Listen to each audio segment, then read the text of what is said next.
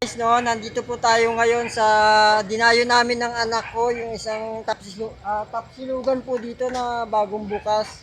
So, nandito po kami para subukan yung kanilang pagkain. No? Ito po yung kanilang mga ino-offer na pagkain. Punta lang po kayo dito sa Bronzeville to po ito, located sa likod lang ng BJMP po, ano, yung mga taga Belmont po dyan na gusto tikman yung tapsilugan ni ate. Mura po, sulit. Nakikita nyo po itong kanila. Ito po yung kanila. 40 yung siomai rice. Ayan po. Napakamura po, sa kasulit po siya, no? O, ayan. Dun po pala sa mga followers ko, yung mga may time po, punta po kayo dito. Sila ate, oh. Hello, te! Hi!